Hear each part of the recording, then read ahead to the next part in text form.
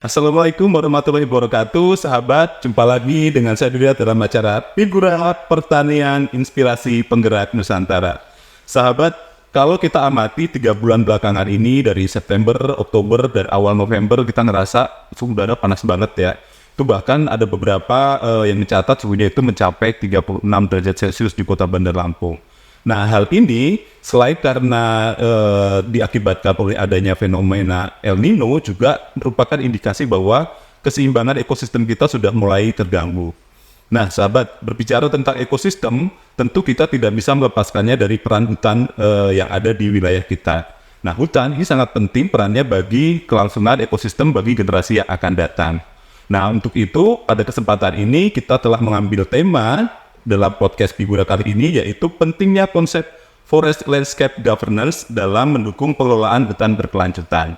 Nah, untuk itu kami telah mendatangkan seorang narasumber yang memang pakar di bidangnya, di bidang kehutanan. Hari ini kita undang Profesor Dr. Christine Wulandari MP. Beliau adalah seorang guru besar di bidang manajemen hutan dengan spesifikasi kepakaran di bidang manajemen sumber daya hutan, kemudian pembayaran jasa lingkungan, agroforestry, dan perhutanan sosial. Nah, sebelum saya menyapa beliau, saya akan bacakan dulu sedikit tentang CV beliau. Beliau telah menulis banyak buku dan publikasi ilmiah pada berbagai jurnal, baik itu jurnal nasional maupun jurnal internasional yang bereputasi. Juga beliau juga memiliki rekognisi internasional yang sudah sangat banyak sekali. Beliau merupakan kontak person dari ITTO untuk wilayah Asia Pasifik. Beliau juga merupakan Presidium Dewan Kehutanan Nasional, kemudian juga anggota dari berbagai organisasi kepakaran, diantaranya ada ISTF, ada Sianafe, Inafe, PEFC, dan juga IFCC. Baik, kita sapa dulu narasumber kita. Halo Bu Christine. Ya. Sehat Bu? Alhamdulillah sehat. Ini kayaknya sibuk banget ya. Kemarin dari Papua ya, baru beberapa hari yang lalu Papua. Ya, dalam sebulan ini Bang Full. Ya, ke Thailand juga. Ya. Di Thailand beliau itu menjadi delegasi Indonesia ya Bu ya waktu itu ya? Iya, saya sebagai memang member dari SISAK. SISAK adalah Civil Society Association dari ITTO. Oke, bisa diceritain oleh-olehnya apa nih Bu untuk sahabat Figura yang dihasilkan dari Thailand kemarin? Apa nih yang bisa kemudian pesan-pesan yang bisa di-share ke sahabat Figura? Oke, kalau Thailand memang kita ada pertemuan internasional yang kalau SISEK itu memang kita ada perwakilan dari Asia Pasifik, kemudian dari Afrika, kemudian dari Amerika Latin. Di situ kita sama-sama mengukakan bagaimana para masyarakat ini bisa tetap menegakkan hutan supaya lestari dengan caranya masing-masing. Nah, kemarin saya mengangkat salah satu bagaimana sertifikasi hutan di hutan rakyat Indonesia yang tetap komitmen untuk ikut sertifikasi karena dia bisa mendapatkan harga lebih dibandingkan kayu yang tidak disertifikasi. Di negara lain itu belum ada? Ada, tapi beda lagi ya, skemanya kan banyak. Kemudian kemarin yang negara Afrika dia mengangkat tentang bagaimana gender dalam bisa mengakses sumber pendanaan. Menarik sekali, jadi saling belajar aja dari berbagai negara, ada local knowledge, local wisdom yang kita mungkin bisa mengadopsi ya Bu ya, dari masing-masing negara itu. Betul, ya jadi itu yang civil society-nya. Tapi kalau secara main topik dari meeting kemarin tentang International Timber Trade Organization, jadi itu adalah pembahasan bagaimana negara supplier atau negara pembeli dari kayu. Oke, kalau di Papua kemarin acaranya apa Bu? Di Papua itu sebenarnya main acara saya adalah ada 2 kuliah umum dan 1 coaching tentang jurnal. Kan kita tahu bahwa jurusan kehutanan sudah mempunyai jurnal yang Scopus. Jadi kita memang sifatnya selalu sharing kepada semua organisasi, universitas yang ingin bisa memperoleh kiat-kiat kita supaya menjadi Scopus. Juga ya, Bu Profesor Christine Wulandari ini adalah salah satu juga anggota redaksinya ya Bu ya, dan juga mereview beberapa artikel yang tentu saja kalau bidang ilmunya berkenaan dengan keahlian beliau. Nah, kembali ke tema kita nih Bu, sebenarnya apa sih Bu tadi itu Forest Landscape Governance itu? Ya, sebenarnya bisa kita kembalikan dengan 2 tadi juga ya. Jadi ketika kita bicara Forest Landscape Governance itu artinya bagaimana sinergisme kebijakan, program, kehutanan maupun yang mengenai hutan. Nah, berarti hutan terkena sebagai objeknya maupun sebagai subjeknya yang harus bersinergi dari hulu sampai hilir. Jadi di situ bisa ada nanti dinas perikanan, dinas pertanian, bahkan juga PUPR ya, karena ada pembangunan yang lain seperti itu. Jadi memang ini nggak bisa berdiri sendiri ya Bu ya dalam menentukan kebijakan ya. Ya. Harus bersama-sama. Nah Bu, yang forest landscape governance itu bagaimana sih dampaknya atau perannya dalam menanggulangi perubahan iklim? Kan kita sekarang lagi semua orang ngomongin perubahan iklim Bu. Kemarin 36 derajat di sini. Iya. Itu apa, ada dampaknya nggak dengan adanya forest landscape governance ini? Ya, kalau kita mengkaitkannya dia dengan climate change ya, dalam arti perubahan iklim, tentu kita tahu jika dikaitkan dengan hutan, tentu nanti dengan kekayaan jenis, kejumlahan dari pohon gitu ya, tutupan lahan ya kan, yang mana itu akan berpengaruh pada kelembapan dan sebagainya. Nah, kalau terkait dengan itu, ketika kita bicara hutan di Indonesia ini, kita tahu bahwa hutan kita tidak melulu hanya merupakan pohon ya. Kita tahu di dalamnya banyak masyarakat.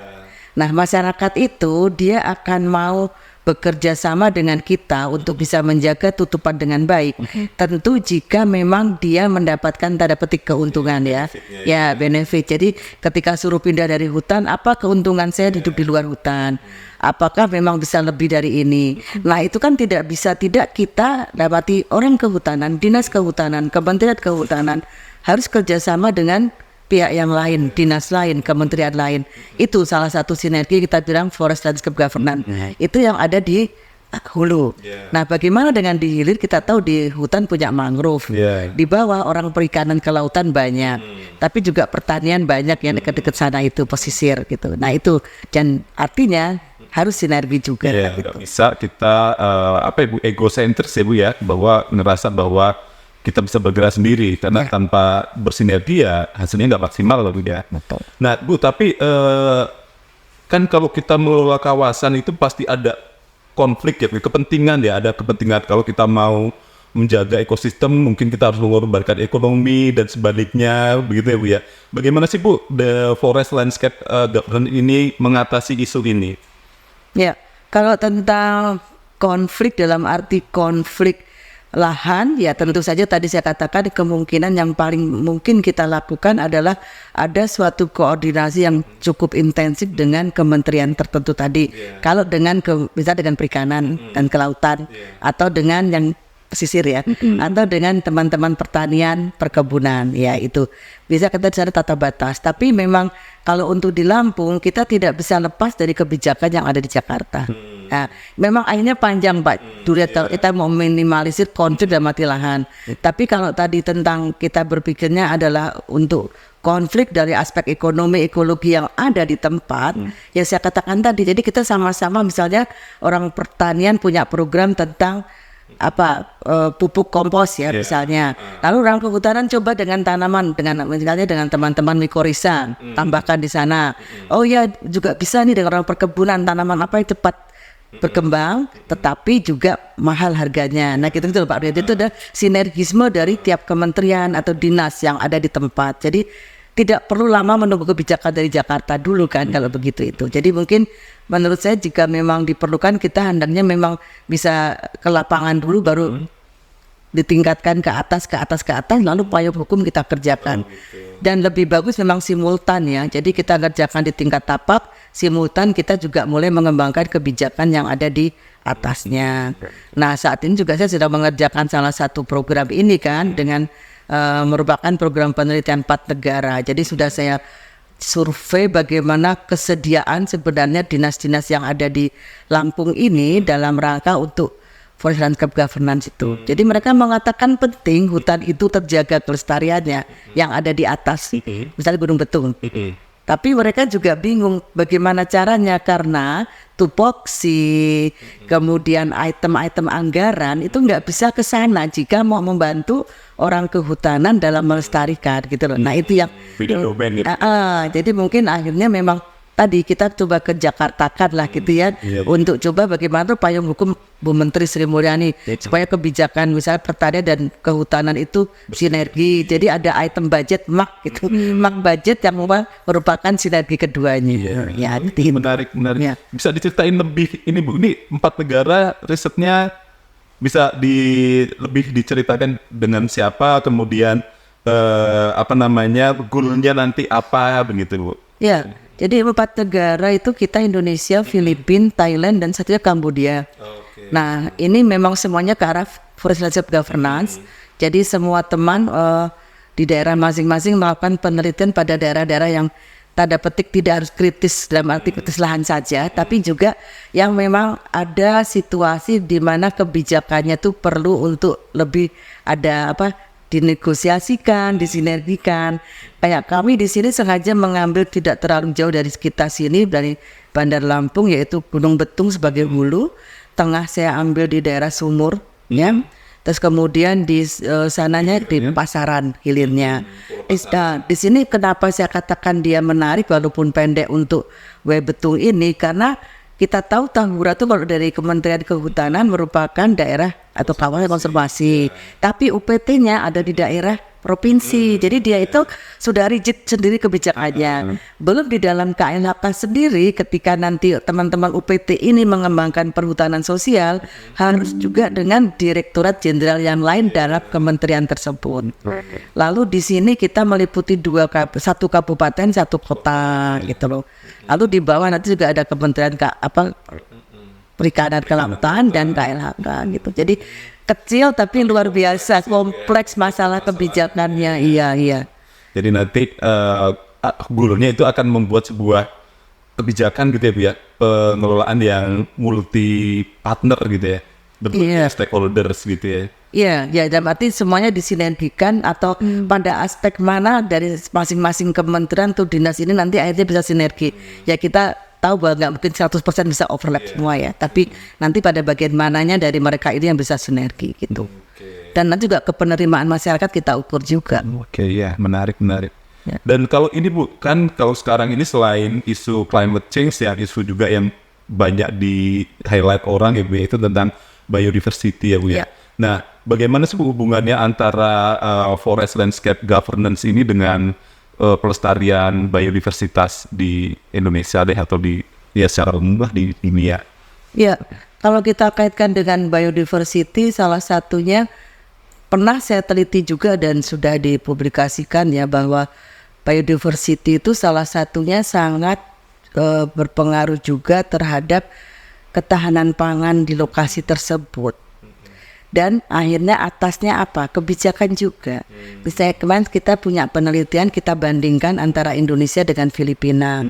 Jadi di Indonesia ini ketahanan pangannya lebih rendah daripada Filipina, bukan karena kita nggak subur, bukan kita nggak banyak tanaman, tapi karena peraturan tertentu di Indonesia yang tidak boleh menanam, tidak boleh mengambil tanaman A, B, C, D kalau di hutan. Di sana nggak ada peraturan itu, sehingga kan masyarakat tetap bisa mengambil makan dengan sesuai dengan kebutuhan. Kita nggak boleh, artinya kalau diukur secara saintifiknya kita cari. Padahal kalau menurut yang Ibu kaji nih dengan rekan di Filipina, dengan boleh diambil hasilnya tadi di Filipina, apakah kemudian kualitas hutannya, biodiversitasnya menjadi menurun Bu? Ya, memang ada perbedaan kebijakan yang lain lagi. Jadi kalau mereka itu kebijakan dengan masyarakat atau hutan dengan masyarakat adatnya sudah ada detail gitu di Filipina ya dibandingkan kita. Jadi salah satunya itu sih. Kalau kita kan masyarakat yang ada di dalam hutan ada kebijakan boleh, tapi panjang untuk bisa dapat atau kita punya kebijakan yang melindungi masyarakat itu gitu. Dan sampai sekarang belum banyak yang punya gitu. Tergantung pemerintah daerah. Iya, mudah-mudahan nanti dari studinya Ibu ini kan kita bisa dapat best practice dari mungkin walaupun dari negara luar kan kita juga bisa ambil yang baik, kemudian diadaptasi dengan kondisi sini kan bisa kita aplikasikan juga ya Bu ya. Betul. Mudah-mudahan lah ya Bu ya. Nah Bu, kalau manfaat ekonomi yang bisa didapatkan dari implementasi forest landscape governance ini apa Bu?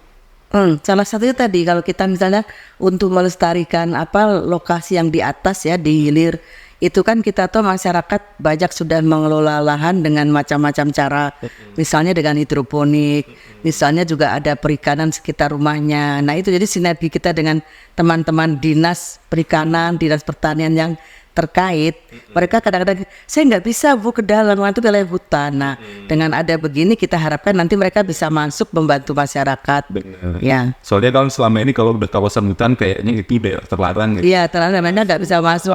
Ya. Program-program juga susah itu masuk, apalagi didanai APBN, APBD agak sulit ya Bu ya, Iya. masuk ke kawasan. Atau kadang-kadang lucu kita berat cuma batas hutan gitu. Di dalam kegiatannya sama dengan di luar, tapi beda dinas yang adakan. Pupuk kompos oleh pertanian kehutanan, terus ketan. Kan itu kan sia-sia sebenarnya kalau. Benar, sehingga nanti harapannya kalau lebih banyak stakeholder yang berkontribusi, harapannya secara ekonomi juga akan lebih meningkat ya Bu ya.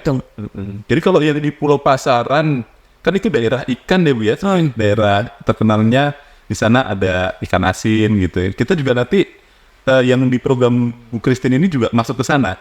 Nah nanti yang memang akan kita tonjolkan karena potensi 4 tahun ya. Jadi kita akan lihat itu tahun pertama ini kita dapat beberapa data apa penting yang bisa kita nanti menjadi prioritas. Jadi mungkin nanti juga dari hasil itu kita akan membuat ranking priority ya. Apa yang dimau masyarakat, apa yang potensi sesuai, apa kebijakan yang sudah ada yang bisa untuk mendukung itu. Kalau kami melihat itu bukan hanya dari perikanan produk ikan, tapi community based ecotourism ya. Jadi ekowisata berbasis masyarakat. Saya kira di sana juga akan lebih ini karena dekat dengan kota, indah, tapi belum tergarap gitu. Karena kan juga orang juga pengen tahu juga ya Bu ya kehidupan masyarakat nelayan itu seperti apa sih.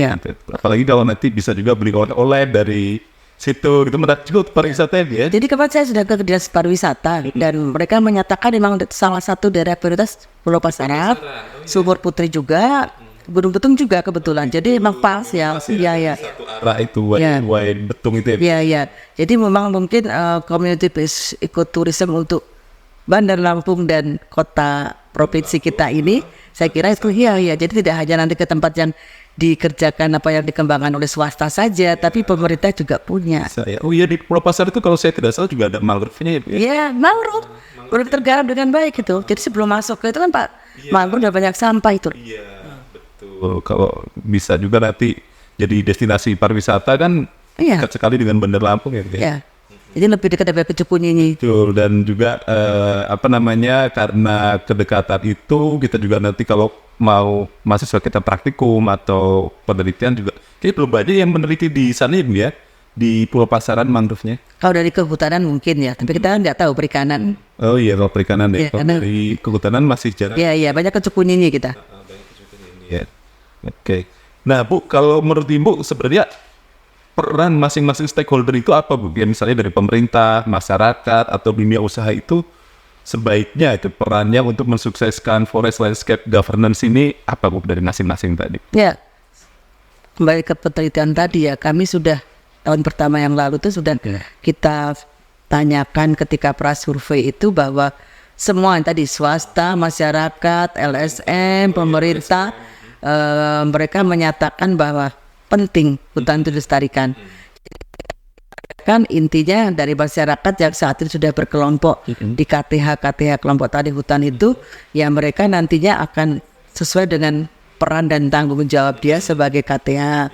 Kemudian kalau dari teman-teman swasta, saat ini memang kita belum sampai pertanyaan kami bahwa apa kedepannya yang akan mereka kerjakan untuk menjaga hutan secara keseluruhan ya. Jadi saat ini mereka memang baru benar-benar benefit atau untung dari lokasi tempat mereka sekarang mendirikan tempat usaha. Nah itu mungkin nanti perlu pelan-pelan kita kemukakan bahwa tempat mereka usaha itu tidak bisa seperti itu jika sekitarnya nggak terjaga, ya kan? Kemudian kalau dari teman-teman LSM seperti ada Walhi, ada Mitra Bentala, ada Watala, sekarang sudah kita tanyakan, mereka punya program di sana juga. Jadi nanti kalau bisa memang kedepannya kita ada program yang memang tadi LSM ini mau apa kerjanya, LSM mau apa, jadi saling sinergi kalau bisa ya gitu. Saling mendukung, programnya nggak tabrakan. Iya. Jika tabrakan ya pas bagian mana dan mendukung yang mana gitu loh. Jadi itu juga untuk menghilangkan apa itu loh, double claim. Iya, betul. Ya, itu yang Kalau dari pemerintah apa yang diharapkan? pemerintah sudah, kalau dari pemerintah juga tadi itu mereka ya mendukung, tapi tadi untuk kesinergian budget yang agak sulit ya, karena tadi tuh orang perikanan nggak bisa masuk ke hutan, orang pertanian juga sebaliknya juga orang kehutanan kan nggak bisa ke hutan, nggak bisa ke pertanian maupun tidak bisa ke perikanan gitu. Kalau untuk kebijakan pemerintah sudah mulai ada dukungan untuk forest landscape governance ini, Bu. Sudah mulai ada. Kalau secara itunya belum ya. Kemarin kan kita tahu bahwa pengembangan kebijakan misalnya terkait dengan apa climate change, segala itu sudah mulai ada gitu ya. Tapi ketika kita tanyakan kepada teman-teman kayak Bapak dan sebagainya, udah punya kita Bu kebijakan tentang terkait dengan climate change. Tapi memang tadi ada sosialisasi ya, sehingga dampaknya adalah aplikasi program oleh pihak yang relevan belum bisa. Ternyata ya. Ya, mungkin salah satu kita nanti pertama kali mengidentifikasi kebijakan-kebijakan yang terkait ya. Kalau selama ini kan saya menanyakan langsung pada pejabatnya. Jadi beliau ya taunya program kan, mungkin kebijakan tadi itu kadang ada tapi kadang tidak. Ya, tidak terimplementasi dengan baik. Ya, oke. Kalau ini Bu, tantangan kan ini udah banyak penelitian, kemudian juga pengalaman sharing dengan dari berbagai negara yang lain gitu. Kalau tantangan sendiri Bu, tantangan utama dalam penerapan forest landscape governance ini dalam konteks sustainable forest management, apa nih tantangan utamanya? Iya, intinya pertama ya harus ada ruang lingkup yang kita batasi sendiri dulu ya. Karena kalau kita mengatakan landscape governance, landscape-nya seberapa besar, ya kan? Untuk Provinsi Lampung, walaupun satu provinsi nampaknya dibandingkan sekian puluh provinsi di Indonesia, itu pun tetap masih sulit. Maka saya kembali lagi ngambil Webetung, itu pun jika nanti bisa berhasil bagus ya, karena dari hulu ke hilir adalah suatu das kecil, tapi di dekat kita ini dekat apa ibu kota provinsi, sumber air kita dari situ dan sebagainya. Ya itu ya itu tantangannya di situ. Jadi apalagi untuk daerah yang luas. Jadi apa ya Pak, nanti setelah kita punya, kemudian mungkin pas kita program itu bisa dijaga, tapi nanti apakah bisa berkesinambungan ketika program kita selesai. Itu yang perlu kita jaga itu kan. Ada 3 hal yang kita perhatikan kalau kita membangun suatu program ya, bahwa program itu memang diadopsi oleh pemerintah maupun oleh rakyatnya. Jadi mereka mengadopsi karena memang mereka perlu dan merasakan manfaat, ya kan. Yang kedua ada kebijakan nanti yang akan ditelurkan untuk bisa menjamin keberlanjutan. Artinya ketika nanti pejabatnya itu siapapun di situ akan terus ada kan kebijakan. Nah karena kita orang sumber daya alam tentu saja harus berdampak positif pada lingkungan gitu. Jadi ada harapan nggak sih Bu nantinya kalau misalnya nanti dari hasil kajian, hasil riset model yang Ibu bangun di Das Webetung ini berhasil, nah itu nanti bisa diadopsi dan diterapkan di wilayah-wilayah yang lain. Kan seperti Ibu bilang tadi, Lampung kan banyak nih landscape-nya gitu, dan yang baru kecil nih. Nah harapannya nanti bisa diadopsi ke tempat lain nggak? Iya harapannya ada, tentu tuh ada modifikasi nggak apa-apa ya. Misalnya sekarang karakteristik sebenarnya seperti ABCD, tapi nanti yang lain tambahkan lagi kesukuan penting gitu.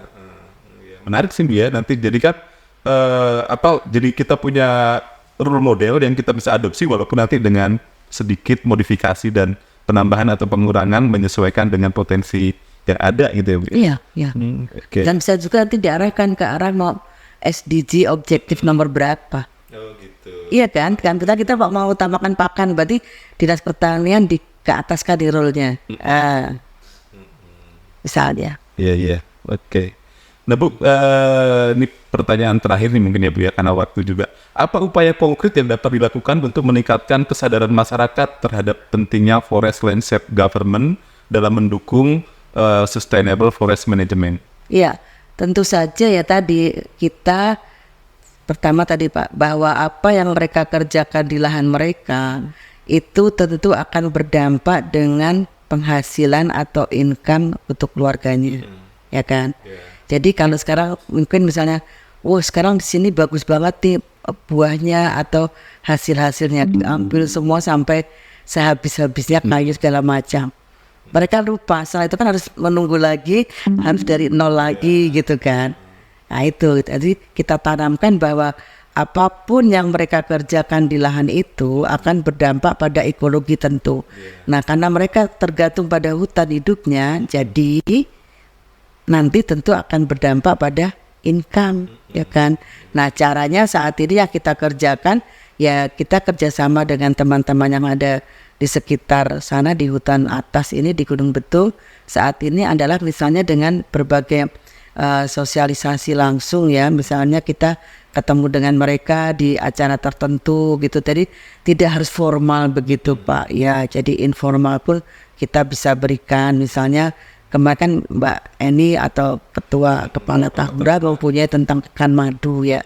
Nah di sana madu itu benar-benar baru madu dihasilkan, tapi mereka lupa bahwa madu itu kan bisa nanti dia ada macam-macam hasil setelah itu ya, bisa jadi bubuknya itu apa namanya itu Polen deh. polen, terus kemudian sebenarnya juga kayak itu bisa menjadi apa sabun segala macam itu, jadi kita bilang di arah sana. Dan juga ini juga ya, kalau madu hanya diambil saja di hutan, kita juga nggak menanam tanaman pakannya juga akan habis, nggak sustainable gitu ya.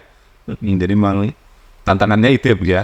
Iya. Mengedukasi masyarakat. Tapi harus selalu kita katakan dan kita buktikan bahwa program ini bisa menghasilkan lebih ketika kamu tanda petik masuk dalam hutan tidak ada izin kan gitu. Itu yang susah karena itu tantangannya di sana. Jadi memang harus legal formal gitu ya. Legal formal, tapi juga kita minta tolong pada pemerintah Jakarta juga sebenarnya. Legal formal untuk sudah anggota itu ada juga privilege atau benefit lain harusnya. Karena bagi mereka sekarang di lapangan merasa bahwa saya menjadi anggota nggak beda dengan yang nggak bukan anggota, Prof katanya. Kenapa? Mereka sama dengan kami kok bisa makan dari hutan. Malah justru mereka enak loh, nggak ada kewajiban. Betul. Kalau ada kerusakan atau apa nggak kena tanggung jawab. Nggak kena, saya kena. Nah itu mungkin jadi ada punishment tertentu yang harus segera dibangun. Ya. Oke lah. Baik, sahabat Figura, banyak sekali informasi dan juga pencerahan yang kita dapatkan dari narasumber kita kali ini. Ternyata bahwa memang kebijakan itu penting untuk melestarikan hutan, dan hutan itu sangat esensial bagi kita supaya ekosistem kita dapat terjaga dan dapat kita wariskan ke anak cucu kita.